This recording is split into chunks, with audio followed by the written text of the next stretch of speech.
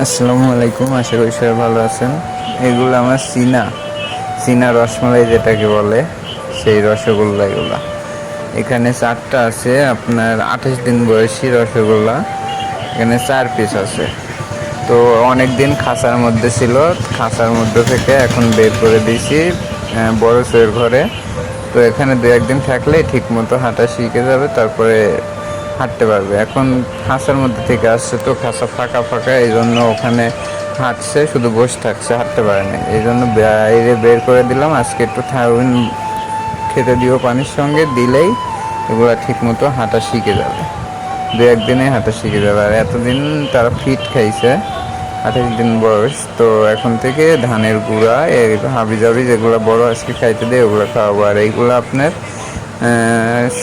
23টা বাচ্চা উঠছিল, তার মধ্যে 2টা বাচ্চা সেল হয়েছিল না, বাকিগুলো সেল হয়ে গেছে। একটা সাদা একটা কালো আছে। এগুলার বয়স আপনার 16-17 দিন এরকম। বাকি সবগুলো সেল হয়েছিল, সেল হয় না। আর এটা কালকে উঠছিল আপনার 19টা বাচ্চা, 19টার মধ্যে 17টা সেল হয়ে গেছে, আর এই 2টা থেকে গেছে। কেউ নিয়ে যাবে হয়তো।